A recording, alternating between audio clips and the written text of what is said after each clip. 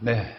오늘 케이스 스터디, 건물 임대 관리하는 그 중개업자의 사기 행각. 이런 주제로 한번 얘기를 해보겠습니다. 몇 년 전에 크게 한번 났었는데, 그죠? 그렇죠. 이슈가 간간히 됐었죠. 나고, 네. 지금도 계속 되고 있는 사건인데. 그러니까요. 자주 나온다면서요. 예. 또 보니까. 그렇습니다. 예.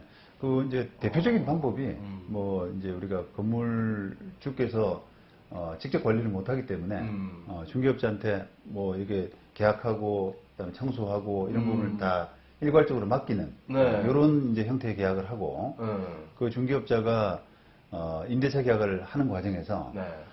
건물주들은 보통 이제 수익률 때문에 월세 계약을 좋아하잖아요. 그렇죠. 매달 꼬박꼬박 네. 보는 게 좋죠. 네. 보증금 뭐 1,000만 원에 월세 뭐 80만 원 이런 식으로 계약하는 것을 좋아하는데 다 이제 그렇게 위임받았어요. 근데 실제로는 중개업자가 마음 먹고 그걸 전세로 계약을 한 다음에 전세 1억 이러면 돈으로. 그렇죠.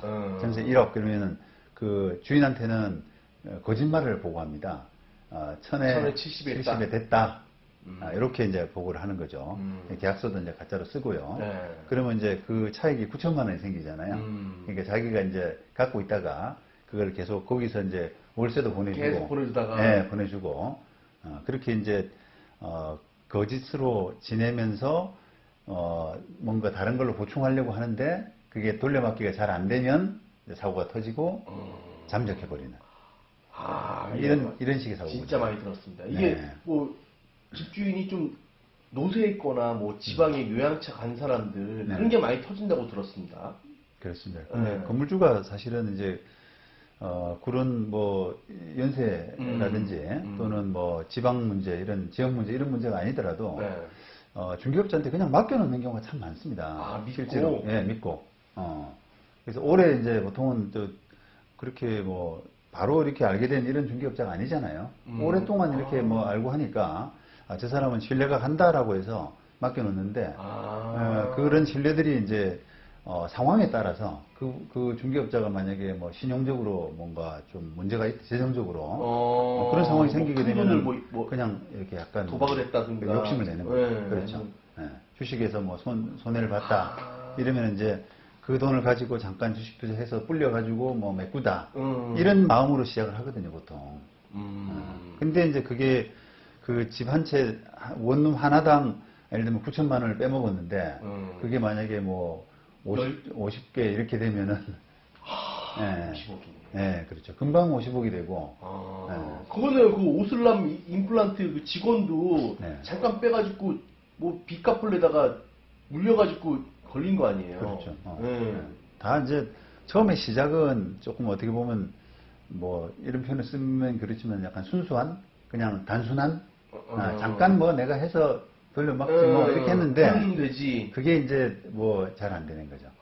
자, 이렇게 이제 그 사고가 결국 나지 않습니까? 네. 근데 이제 법률적으로 좀 이제 따져보게 되면 건물주가 전세까지 포괄적으로 다 위임한 월세뿐 아니라 네가 뭐 월세든 전세든 상관없다. 네가 알아서 해라. 알아서 해라. 그 대신 나한테 정확하게 돈만 보내줘. 이렇게 했다라고 하면은 그 중개업자가 전세로 계약한 그 부분은 위임의 범위 안에 있지 않습니까? 그러겠죠. 그렇죠. 포괄적 다 있기 다 있기 때문에. 그러면 이제 그런 법률 관계는 사실은 정상적으로 임대차 계약은 된 것이고요. 그 다음에 그 돈을 건물주한테 건네주지 않고 그냥 횡령한 것에 불과해요. 그러니까 이제 보호를 받아요? 세입자는 보호받죠. 대신에 이제 피해자가 건물주가 된단 말입니다. 그러네요. 그렇죠. 건물주에 대한 횡령, 보증금 횡령 이렇게 되거든요. 그 대신 건물주가 돈을 돌려줘야 되는 세입자한테. 그렇죠. 그렇게 되죠. 그런 이제 법률 관계로 가는 것이고요. 그 다음에 반대로 이제 월세 계약만 위임한 경우가 있어요. 나는 월세만 받아라. 보통은 또 그런 경우가 많고요. 그렇죠. 월세 받고 싶으니까. 그렇죠. 생활비. 그런데 중개업자가 그거를 위임의 범위를 벗어나서 위임의 취지와는 다르게 전세 계약을 했단 말이죠. 그러면 이게 이제 무권대리가 되는 거거든요. 그러면 보상 못 받는 거예요, 세입자는? 그러니까 이제 세입자는 기본적으로 그게 무권대리가 되기 때문에 원칙적으로는 그 그 계약, 우리가 아까 1억에 계약했지 않습니까? 네. 그 계약은 무효가 돼버리는 거죠. 계약 자체가. 그러니까 건물주한테는 그 돈을 돌려달라. 임대차 계약이 무효니까 그 보증금 돌려달라고 하는 권한이 없지 않습니까? 그렇게 법률적으로 논리가 그럼 나오고. 세입자만 타격을 받는 거네요? 그렇죠. 이제 세입자가 피해자가 될 우려가 있는데, 음. 그때 이제 또 그 논쟁이 될 수 있는, 법률적으로 논쟁이 될 수 있는 부분이 바로 표현대리라고 하는 부분이 있습니다. 그래서 그 세입자가 그 전세 계약을 할 권한이 중개업자한테 있는 것으로 믿을 수밖에 없는 정당한 사유, 이런 부분이 있다라고 하면은 그 1억짜리 그냥 전세 계약을 건물주한테 그 효력을 주장할 수 있습니다. 주장할 수 있습니다. 어떤 경우입니까, 그거는? 그러니까 이제 그거를 건물주가 전세 계약까지 다 위임했다라고 그 보여지는 그런 확인 노력들, 이런 것들이 필요한데요. 대표적인 게 이제 그 건물주의 위임장 같은 거, 위임장에 뭔가 이렇게 포괄적으로 좀 돼 있다든지, 임대차 계약에 모든 걸 그렇죠. 다 한다. 그렇죠. 그런 여지, 그런 걸 보면은 이게 이건 그 전세 계약까지 위임한 걸로 볼 수 있겠다라는 오해가 들 수 있잖아요. 그렇죠. 그런 부분이라든지, 또는 건물주한테 이렇게 직접 연락을 해보려는 노력을 했다든지, 이런 부분들이 좀 이렇게 있으면, 실무상으로 보면은 그 세입자가 그렇게 연락을 좀, 전화번호 좀 알려달라. 나 주인하고 확인 좀 해보고 싶다.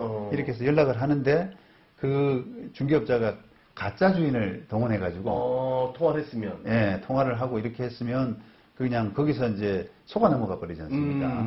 근데 이제 그런 노력들을 한 세입자는 표현 대리로서 보호받을 가능성이 있다는 거예요. 노력했으니까. 예. 예. 그래서 그런 이제, 그 월세 계약만 위임한 경우는, 그런 식으로 표현 대리라고 하는 분쟁, 논쟁, 이런 것들이 법적으로 문제가 된다는 겁니다. 근데, 진짜 그 중개업자가 사라지고, 네. 통화하는 사람, 그거 확인할 수도 없잖아요. 그렇죠. 그런데 이제 분쟁이 있겠네요. 그렇죠. 이제 그런 이제 그런 부분에 대한 고민을 좀 하셔야 돼요. 예를 들면 이게 내가 지금 건물주하고 계약을 해야 되는데 지금 위임받았다고 한 중개업자하고만 계약을 하고 게다가 돈도 중개업자 계좌로 보내달라 그러고 뭔가 좀 이렇게 찜찜하지 않습니까? 그렇죠. 그럼 나중에 이게 혹시 저 사람이 사고 치는 경우라면 내가 보호받기 위해서 어떤 노력을 해야 되나 라고 하는 그런 뭐랄까요, 확인 절차. 그렇죠. 그 경각심 이런 것들이 필요해서 그러면 내가 이런 노력들은 내 핸드폰으로 전화 걸어가지고 녹음도 좀 하고 예, 그런 게 필요하다는 거예요. 그러니까 표현 대리로 보호받기 위해서는 그걸 주장하는 세입자가 입증해야 될 책임이 있단 말이죠. 그렇죠. 그러니까 이제 그걸 결과적으로 어쨌든 가짜 주인하고 통화를 했지만 자기는 노력을 했다는 거고, 그 다음에 또 그 중개업자가 보여주는 위임장 내용도 이렇게 사진 찍어서, 그렇죠. 근데 이제 그거를 그냥 대충 하다가는, 위임장 보긴 봤는데 그 중개업자가 나중에 도망가 버리고 나면 증거도 없고요. 그러니까. 네. 증거도 없으니까. 그러니까요. 그래야 된단 말이죠. 그리고 통장을 안 내면 되잖아요. 중개업자 통장으로. 근데 이제 그거를 다 위임받았다고 하니까, 그렇지. 통장까지 그렇죠. 그 사람이 보내주는 거니까. 그렇죠. 그럴 수밖에 없네요. 그래서 이제 거기에 중개업자가 또 이렇게 언변으로서 막 구슬리고 하면은 넘어가는 경우가 많아요, 이게. 그럴 수 있겠네요. 그렇습니다. 진짜 돌다리로 두들겨야 되겠네, 계속. 그래서 이제 이런 사고들이 사고 터지는 경우가 크게는 수백억씩 이렇게 한꺼번에 터지는 경우도 많고, 또 과거부터 현재까지 계속 또 이렇게 반복되어 이어져 나오고 있고요. 그러니까 저는 요즘 안 나오는 줄 알았는데 변호사님 자주 나온다고. 그렇지 않습니다. 그 세입자들이 대체로 그런 이제 원룸 이런 데가 사고가 많이 나는데요. 왜냐하면 그 반개수가 많기 때문에 그걸 주인이 일일이 할 수가 없거든요. 그래서 그거를 이제 위임하게 하게 되는데 그 집에 들어오는 보통의 세입자들의 어떤 연령대 이런 사람들이 사회 초년생이란 말이에요. 잘 모르는 계약에 대해서 계약이 잘 모르는. 맞아요. 그러다 보니까 이 사람들이 그냥 계속 피해자로 20대 초반들, 30 이런 사람들이 서울에 막 올라온 직장인들. 그렇죠. 어리버리 이런 사람들 다 당하는. 계속 반복되는 겁니다, 그게. 아니 99명이 그 이상의 100명이라면 네. 중개업자들은 잘 하겠지만 네. 또 이게 돈에 막 욕심이 난 사람이라든가 아니면 나쁜 마음을 가지면 할 수 있는 거니까. 그렇습니다. 예. 정말 음. 사회초년생 진짜 너무 쓴맛을 볼 것 같아요. 그렇죠. 예. 이게 이제 뭐 그런 사고가 뭐 대부분 그 뭐 예를 들면 건물 임대하는 그런 중개업자가 맨날 사고 친다 이렇게 하면은 우리가 이제 사회적으로도 그거는 이제 아예 이제 본인하고만 계약할 거야 이렇게 받아들여지는데 그 비율은 적거든요.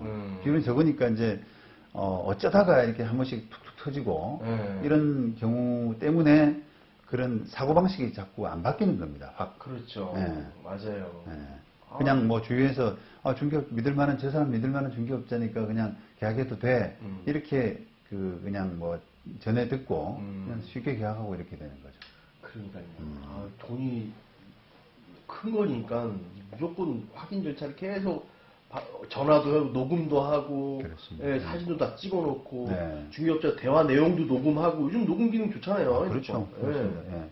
그래서 우리가 이제 아까 표현들이 뭐 보호받는 이런 부분도 말씀드렸는데 어쨌든 이게 사회에서 이제 뭐 기술 수준들 있잖아요. 쉽게 증거를 하고 상대방하고 커뮤니케이션 할 수 있는 그런 그런 여건들 이런 부분들이 좋아지기 때문에 법원에서도 믿을 수밖에 없는 정당한 사유 그런 부분에 대한 부분도 그 기술을 많이